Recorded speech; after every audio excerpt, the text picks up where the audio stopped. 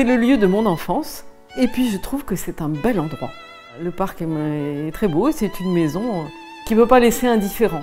Pour moi, le Pasterret, les Attes, c'est la petite enfance insouciante, mais alors insouciante avec un grand I. Notre famille existe aussi grâce à un lieu comme celui-ci. Quand j'arrivais, ce qui me frappait, c'était la grandeur de ce parc, sa verdure, et puis à l'automne, c'était des lumières, des couleurs dorées, c'était superbe. On plantait une tente au milieu de la prairie et on y dormait. Et en général, vers 1h du matin, on rentrait parce qu'on avait la trouille, parce qu'il y avait des chouettes. Alors, le Pasterret est situé dans l'Ariège, à Les Attes, à 45 km de Toulouse, sur la vallée de la Lèze. Le Pasterret, ça a été construit en 1890 et l'architecte qui l'a construit s'appelait Gaston Calberac. C'était un architecte assez connu. On dit que ce mot du Pasterret vient du pastel, parce qu'à l'époque, le pastel, c'est ce qui a enrichi beaucoup toute la région, en particulier le Lauragais. Et il y avait du pastel ici. Les moulins, d'ailleurs, les moulins de la Garde. Le premier moulin était un moulin pastellier. Quand tu vois le Pasterret, tu ne peux pas dire que c'est une cabane à lapins. Mais ici, c'est vrai que c'est pas l'architecture locale, c'est une toute petite folie. Le Pasterret a été construit par le père de ma grand-mère, Hugounet, père de Marcel, notre grand-mère. Et Augustin était magistrat, je crois qu'il était juge à Foix, je crois bien. Donc ils ont eu une fille, Marcel, qui a épousé un Augustin Dumas. Le père et le gendre avaient le même prénom, Augustin.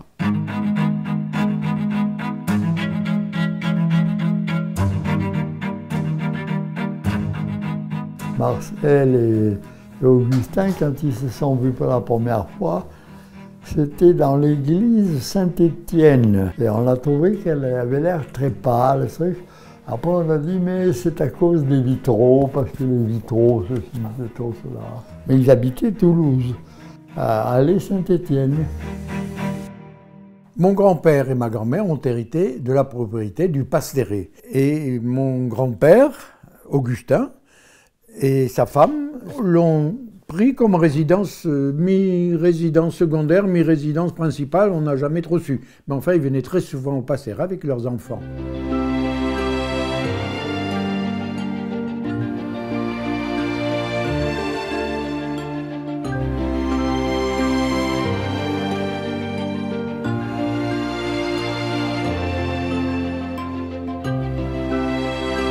Il y a un attachement à la vallée de la Lèze, puisque notre grand-père Dumas est né à La Tour, c'est après le Fossat, en face du Carlabail. Il n'a jamais quitté le département de l'Ariège. Mon grand-père était très grand, avait de larges épaules, plutôt chauve, avec des cheveux blancs autour de son crâne, et une petite moustache, et surtout des yeux très bleus. Il était inspecteur du Crédit Foncier à Foix.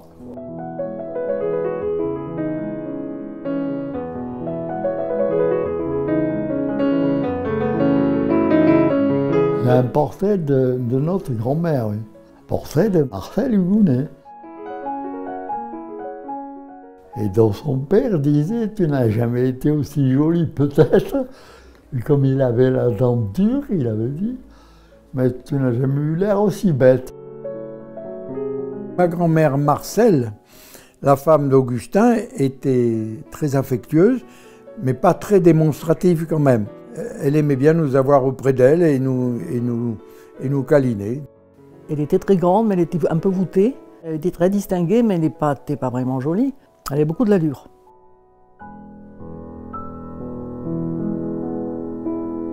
Et nous allions avec elle dans sa chapelle, à l'église du village. C'était un peu le témoin de mœurs d'autrefois. Les familles de notables avaient une chapelle latérale qui leur était d'une certaine façon réservée. C'est là que nous assistions à la messe du dimanche. C'était une sainte femme, je crois, ma grand-mère. Elle était très pieuse et elle nous parlait assez souvent de la foi chrétienne en termes simples et convaincants. Elle était très sourde, elle avait un cornet acoustique. Ça avait la forme d'un cornet qui était en bakélite, je ne sais quoi. Et maman appelait ça, quand elle appelait, parce qu'elle parlait à maman qui était au bout de la table. Et maman disait, quand elle s'adressait à sa belle-mère, mère, sourdious, sourdious. Ça veut dire, prenez votre cornet acoustique et écoutez-moi. Elle était un peu en retrait par rapport à Marie qui ne l'écrasait pas, mais je ne me souviens pas, tu vois, d'échanges entre eux, de liens entre eux. Et avec ça, elle avait un côté très réaliste en nous disant, quand elle nous disait qu'il ne fallait pas compter sur la succession que nous pourrions avoir de leurs biens pour gagner notre vie. Donc elle nous encourageait à faire de bonnes études et à travailler pour que nous soyons indépendants. La seule chose que me disait mon père sur sa famille, il ne parlait pas de son père ni de sa mère, il me disait simplement « Vous ressemblez de plus en plus à ma mère, moi. Donc je dois avoir quelque chose physiquement de Marcel. » Ça me faisait plaisir parce que ça faisait un lien. Alors mon grand-père Augustin Dumas et sa femme Marcelle Hugounet ont eu 5 enfants. Étienne, mon père, fut l'aîné, et puis un frère Louis, qui est mort lorsqu'il avait à peine 10 ans, suivi de Jean, qui est décédé alors qu'il avait une vingtaine d'années. Ensuite, Marie-Antoinette, appelée Nénette, et enfin Louis-Émile. Et Émile, c'était le petit dernier, et c'était mon père. Et a eu, avec sa femme Monique, 4 enfants. Hélène, mon frère Bernard, qui est né en 50, moi-même en 51, donc c'était une famille, on était 3 extrêmement proches. Et donc la dernière, Cécile, est arrivée 6 années, quelques 6 ou 7 ans après moi, en 57.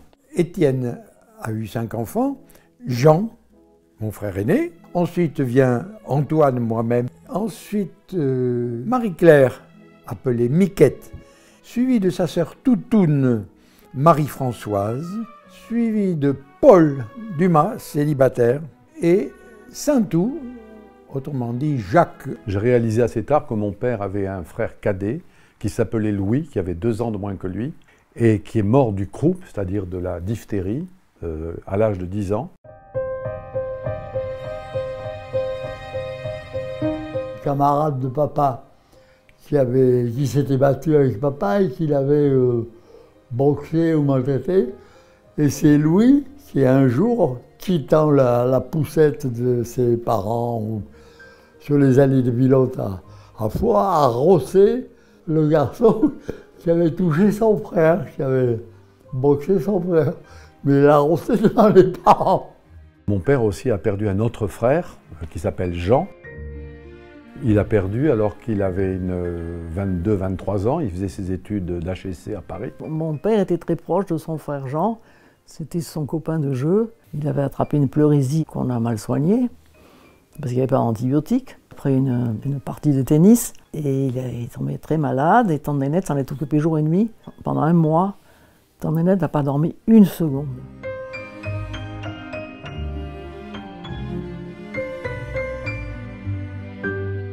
C'est Tante Nénette qui, après, dans les années 80, nous a raconté comment elle l'avait entendu dans la chambre d'à côté. Il a mis 6 mois à mourir, 6 mois étant à l'ESAT, parce qu'avant il était à Paris. Comment elle a raconté à quel point c'était déchirant d'entendre cette toux alors qu'elle avait, elle, 20 ans et qu'il en avait 22, 23. Ce qui fait qu'après, elle a été toujours un petit peu dépressive. Et mon grand-père et ma grand-mère n'ont jamais parlé de la mort de leur fils. C'était des sujets tabous, on ne parlait pas de la mort. Marie-Antoinette, elle était la seule fille d'Dumas. Elle était à part. Elle ne s'était pas vraiment décidée ni à se marier, ni à entrer dans les ordres. Toute sa vie, elle était entre deux. Un pied dans le siècle et un pied dans le couvent, quoi. Je pense qu'elle a eu une vie qui ne convenait pas à sa famille. Donc on la voyait, mais pas tout le temps. Elle était plus plaignante, disons. Elle était plus triste, plus plaignante. Elle portait un peu la vie sur ses épaules. Elle nous prenait à part. Elle était très pieuse, très religieuse. Donc elle Elle nous emmenait prier à la Vierge, elle nous donnait des images. Un jour, elle avait donné une pièce de 50 centimes à une petite pièce, à un porteur, à la gare de Toulouse probablement. Et moi, j'ai sorti mon paquet de cigarettes gauloises qui était tout neuf, et je lui ai donné mon paquet de cigarettes. Je lui ai excusé là, mais elle n'est plus tout à fait dans la course. Tante Nénette est née en 12, comme ma belle-mère. Il y avait 2 catastrophes, le Titanic et la naissance de ma belle-mère.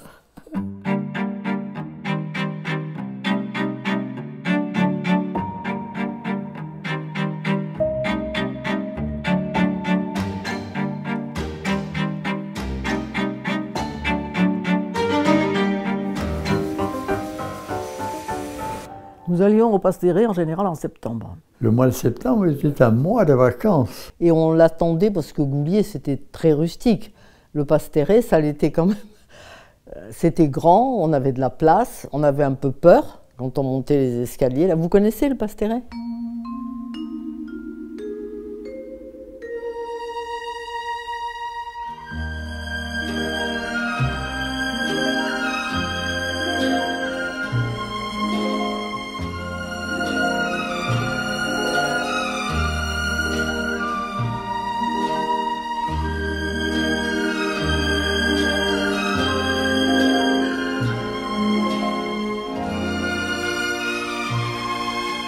Mon grand-père venait nous chercher en voiture, parce qu'on arrivait par le train de Pau.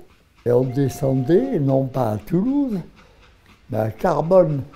Et de Carbone à Lézat, il y a 13 kilomètres. Quand nous arrivions, nous étions reçus par une chienne qui était charmante, qui s'appelait Dolé, qui nous faisait une fête terrible, et on était ravis de cet accueil de cette chienne. On avait des chambres avec 4,50 mètres de hauteur de plafond. Jean et Midou étaient là-haut, au grenier. On couchait dans la petite chambre qui est au nord. On avait trouvé un lot de cartouches. Et on avait vidé certaines cartouches de leur poudre. On mettait la poudre de la cartouche sur le balcon et on y foutait une allumette. Et un jour, notre père, là, c'est là, ne s'est pas reculé assez vite. Ouf, ça fait... Il est arrivé à table avec les sourcils tout cramés. Il n'a plus de sourcils.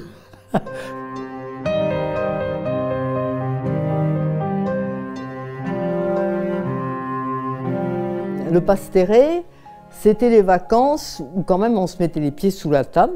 Maman était plus tranquille parce qu'il y avait Cécile qui faisait la cuisine. Et mon grand-père l'appelait ma pauvre. Il parlait davantage avec la vieille bonne qu'avec sa femme parce qu'elle n'entendait rien. Mais alors rien. Et elle parlait beaucoup des potins du village parce que c'est elle qui faisait le marché. Alors elle nous servait à table, on ne se levait pas à table. Ma grand-mère avait une sonnette et elle venait. Alors que tu racontes ma pauvre, elle racontait les potins. Mon grand-père était ravi et elle parlait là pas mal.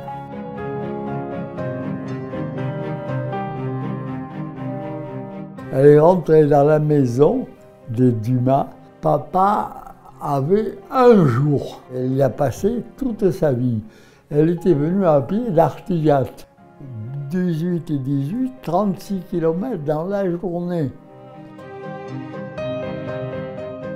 Elle avait dans sa chambre, au 2e étage, un gros pichet d'eau, avec une cuvette en céramique, là, comme vous savez. Et ça faisait sa toilette de tout l'été. Les repas qui étaient préparés par Cécile choisissait ce qu'aimait Monsieur Émile. Et quand ma grand-mère, que je n'ai pas connue, disait on va faire quelque chose, elle ajoutait oui, mais Monsieur Émile ne l'aime pas. C'est elle qui tenait la maison, c'était pas ma grand-mère. Et elle était en adoration devant Augustin.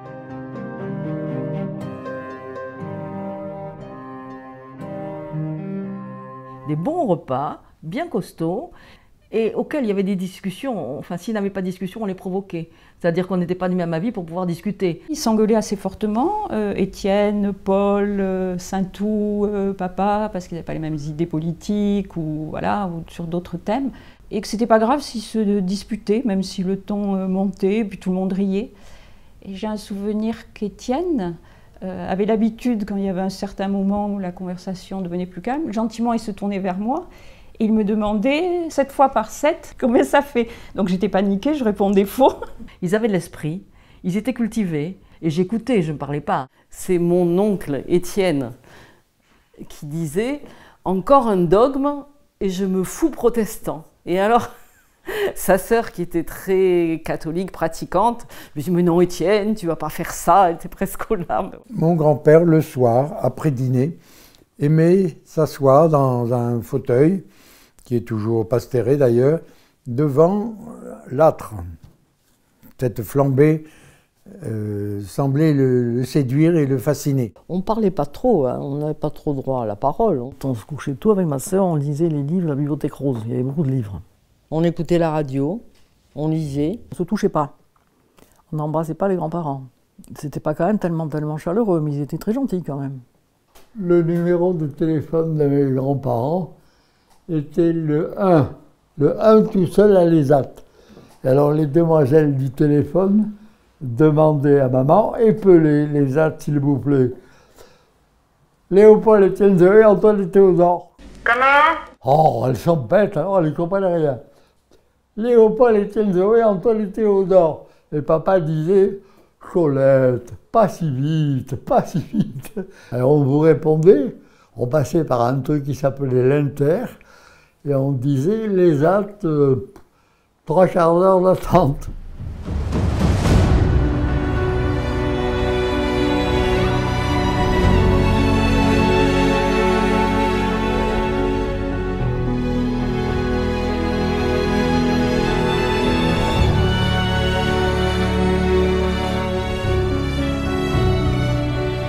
Mon grand-père a acheté la Bourdette, qui est à 1,5 km de l'ESAT. Cette propriété de la Bourdette avait 40 hectares, dont la majorité était plantée de vignes. Il a dû l'acheter en 1930. Il a longtemps hésité entre cette propriété rurale et une villa à Biarritz. Il était attaché à sa terre et à sa production de vin qui était assez médiocre d'ailleurs. Il croyait aux hybrides. Et les hybrides, on s'est aperçu après que c'était pas fameux. Émile, mon père, oui, aimait bien aller à la Bourdette, il aimait faire du vin et il a donc essayé, je crois qu'il y est arrivé, à améliorer la qualité du vin de la Bourdette. Il a fait en particulier ce dont il était très fier, le grand vin blanc de la Bourdette. Midou avait 1 an de plus que moi, 14 ans, et Jean 16 ans, et ils allaient vendanger avec les vendangeurs, il y avait des repas, et c'est Cécile qui préparait les repas. Et moi, jeune, on m'a fait boire facilement, parce que maintenant, on ne fait plus boire les enfants, mais je me rappelle que moi, à 8 ans, on me donnait du vin rouge et du vin blanc, j'aimais bien ça. Et on se moustrait, je crois. Se moustrer, ça veut dire prendre des grappes de raisin et les écraser dans sa main et les projeter sur le visage de l'autre. Et je me souviens que les vendangeurs étaient payés, ils avaient 2 litres de vin par jour, et ils étaient nourris. Point.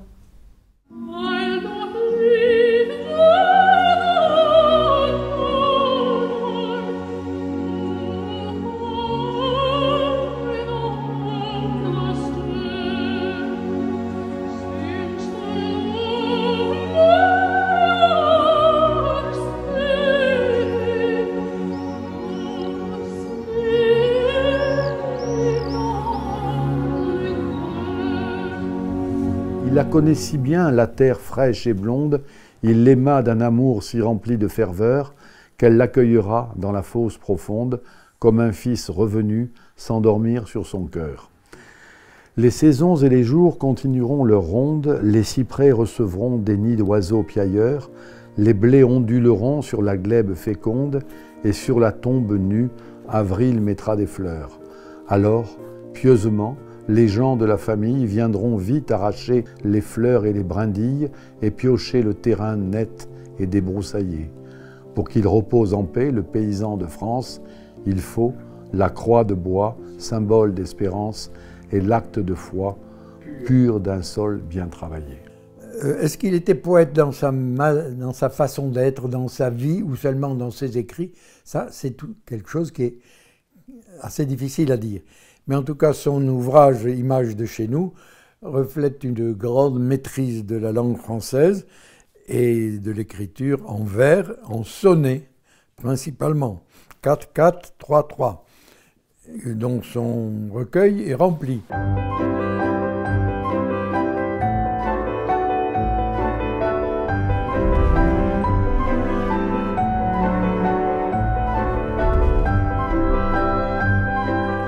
La moisson, le paysan gascon, les quelques épisodes de la vie toulousaine, comme la chute du clocher de la Dalbade à Toulouse, par exemple, le tennis, des scènes de vendange sans doute, les moutons pyrénéens. C'est plutôt la nature qui l'attire, oui. Et ma tante, Nénette, donc la sœur d'Émile et de papa, quand j'étais enfant, nous faisait apprendre parfois des passages entiers, des images de chez nous. Mon enfant, gravissons les flancs de la montagne, voit ce chaos de monts, comment tasser l'Espagne, ici des horizons très doux. Il y a un peu du Lamartine, tout ça. On a l'impression que c'est un peu des... c'est daté de son époque, hein, c'est très, très daté. Après, il y a eu le fameux La Maison de Colette.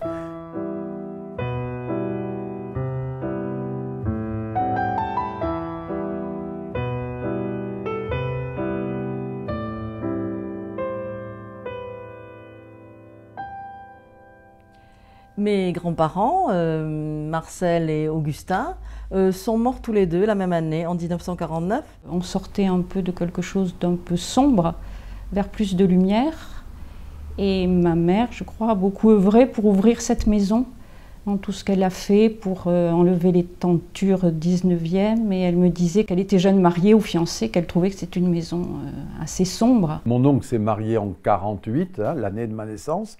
Et donc c'était un couple avec Monique de jeunes mariés qui étaient plus dynamiques et qui étaient sûrement plus enthousiastes pour refaire cette maison ou la restaurer que ne l'était mon père. Mon père n'avait pas l'argent nécessaire pour réparer cette maison. C'était plus que de la bricolage. Il aimait bricoler sa voiture, mais il était incapable de prendre, je crois, une grande décision pour refaire un toit, réaménager les pièces, refaire le chauffage central, etc. Maman ne se voyait pas vivant dans cette maison qui était quand même vieillotte. Les papiers peints, ça datait de la construction.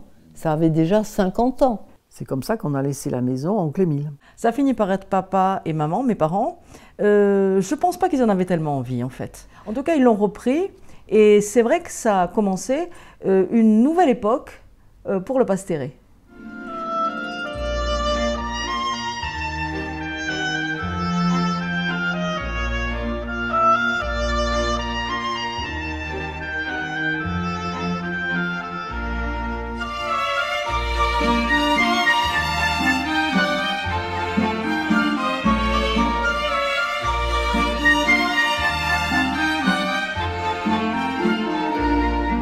Bernard, notre frère, regrettait, était un homme discret, travailleur, très sérieux. Il est allé faire des prépas à Paris, à Ginette, il avait 17 ou 18 ans, donc il a quitté la famille assez jeune.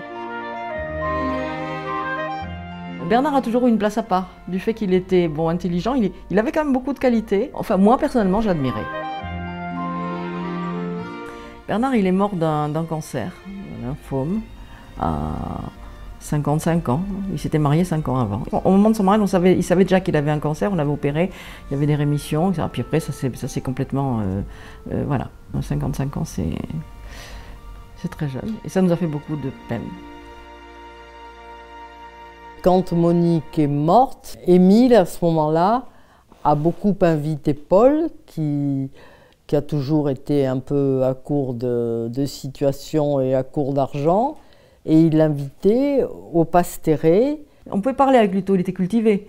Il pouvait parler de Louis XIV, de Napoléon III, de la naissance de la Ve République, etc. Donc tous les deux, ils avaient... et de politique aussi. Donc papa appréciait bien Luto et il était content quand Luto venait.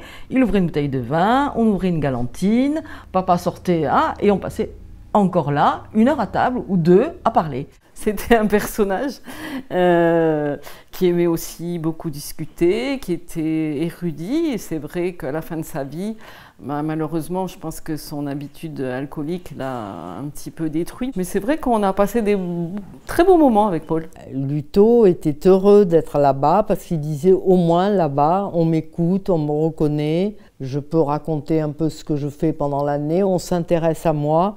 Il était vraiment heureux au Pasteret.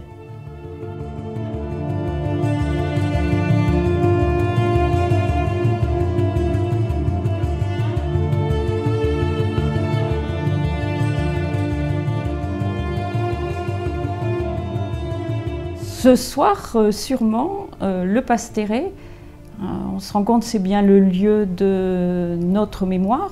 Ça ne s'arrête pas là et que Marcel et Augustin, ils sont un maillon de cette histoire et nous, nous sommes les maillons qui suivent et nos enfants aussi.